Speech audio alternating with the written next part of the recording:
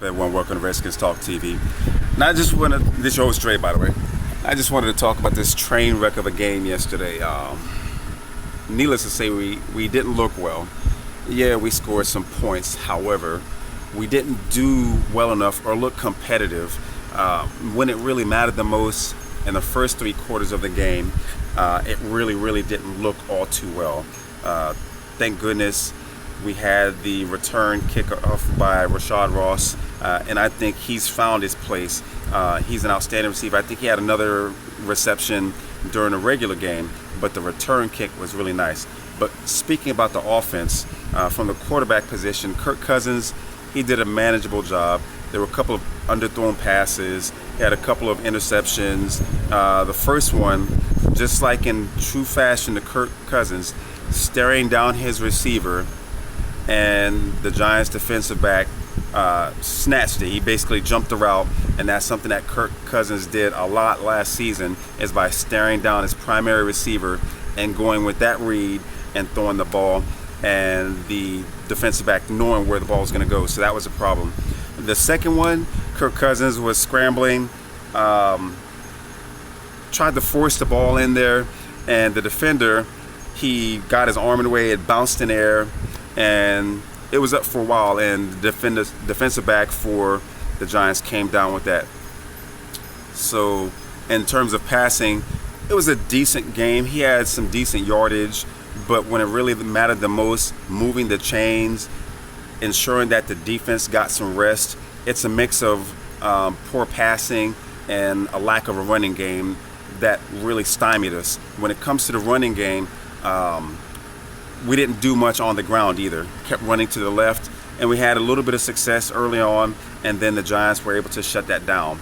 Not too much running on the right, and to me, I don't know what's going on, but for some reason it just seems like when Alfred Morris gets back there, the offensive line blocks a little bit differently. I just keep seeing him getting tackled in the backfield, and that's a little bit disconcerting for me, because Alfred Morris is a premium running back. He's just as good as Adrian Peterson.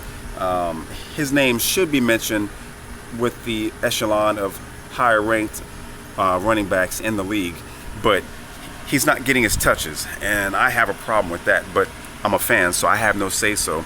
But the running back by committee and giving more touches to Matt Jones, I like Matt Jones, I really do. He's got a burst. He hits the hole. He runs with authority. And I'm seeing Alfred Morris play with a bit more tenacity. I'm guessing because they're taking touches away from him, he feels like he's got something to prove. However, the offensive line is not helping him. But Matt Jones also, in 2 consecutive games, he's had 2 costly turnovers. Nothing hurt worse than last night, because he was trying to jump to cross into the end zone, and the ball came out of his hands, and it went out of bounds, and it was considered a touchback. So that's points taken off the board for us. The game would have been a lot more competitive, a lot closer, or we could have actually gained some momentum or stolen the momentum had that not occurred. So it just seems like a rash of bad things happening on offense, from offensive pass interference, holding calls, penalties where we get, it seems like for the 3 games that we've played, every time we get 20 plus yards of positive momentum, we get a fucking penalty that's going to bring us back. And that's what's killing us. It's happening at least 2 or 3 times a game where we get a big game and it's called back. There's a lot of laundry being thrown on the floor, and it's a lack of discipline. So that's something that the coaching staff really needs to buckle down and start penalizing the guys in the locker room, taking $2,000, $5,000 for every flag or every infraction that they commit. That's going to keep them more disciplined, I think. But offense, once we start to get things going, there's a lot of what people call junk yardage when the Giants already had the game at hand, where we were able to march down the field. But we needed that in the first 3 quarters of the game to make this a more competitive game. We got our asses whooped. Kirk Cousins, still have to back him because he's a starting quarterback. That's not going to change. And I'm going to talk about something that Gruden said in a little bit. But when it comes to the defense, run-wise, we're able to shut teams down. There's absolutely no doubt about that. Against the run, we're probably still ranked number 1 in the league. But overall, Eli Manning, with his quick release and the fact that we give the receiver so much cushion, Eli Manning was able to dissect our defense between Beckham, number 82, I can't remember what his name is, and the tight end. They were all over the place. And Eli Manning, we hurried him a couple times, but we didn't get any sacks. No pressure from any of our defenders. Our 3-4 defense hasn't been able to get pressure on Eli Manning, and that's something that we have to contend with because we still have to play them again later this season, and it's going to be a tough game if we can't force Eli Manning into committing errors. But our receivers giving cushion, you're going to hear this from me each and every video pretty much, where we're giving too much cushion and allowing the receivers from the opposing team to take an inside route on a slant, and we're just allowing them or giving them a little bit. But the trickle down effect of them matriculating down the field and getting close to first down and then able to convert, that's the problem, because it's keeping our defense on the field. Remember, a number 1 defense will look like a number 32 defense the more tired they get, and our guys will suck in wins. Not being able to get to the quarterback, not being able to force errant throws, those kind of things are killing us as a team. And D'Angelo Hall, he went down, some sort of foot injury, so who knows what's going to happen with that. Breeland, he got beat on 2 deep passes, perfect positioning, a little bit late with the jumps and the deflection. The second one in particular, he deflected it up.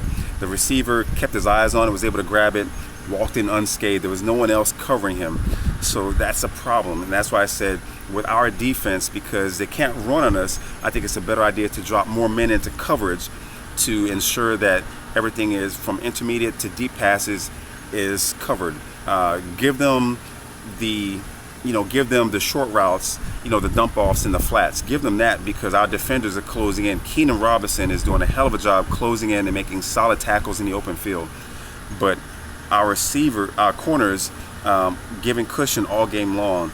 It's giving opposing offenses what they need to at least get those second and shorts, third and shorts, whatever the case is, and then converting on third downs to get that first down and forcing our defense to stay on the field.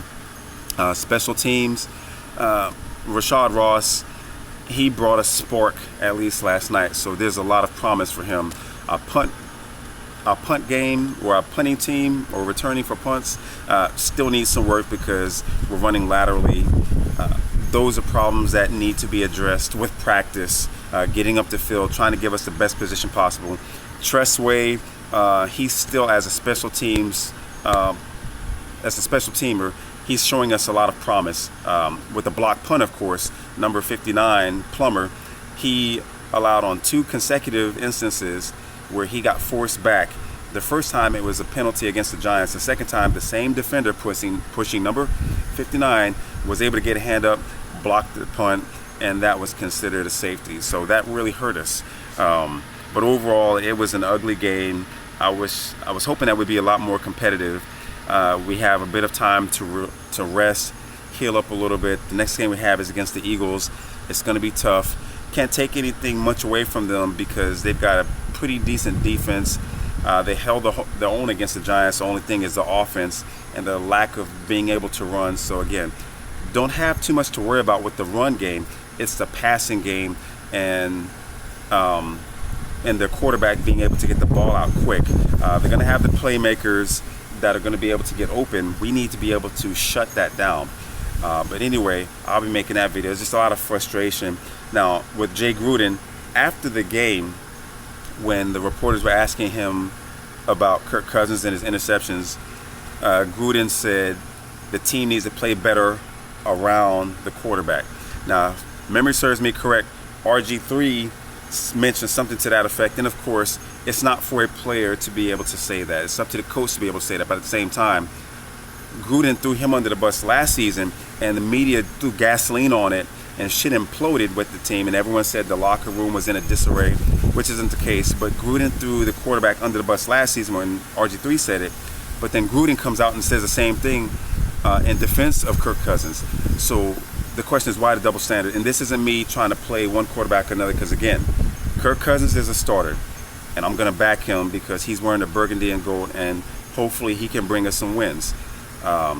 I believe we were drinking too much of the Kool-Aid because we beat the Rams, and all the hype that the media is surrounding with us being the #1 defense and us having the #1 rushing attack. So we kind of got mystified by that. But the fact that Gruden, the way him and McVay are calling plays, it's making Kirk Cousins more of a game manager.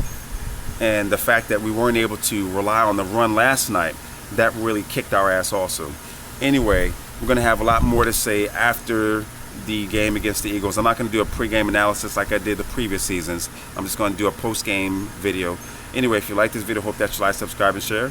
And to my Redskins family, hail to the Redskins.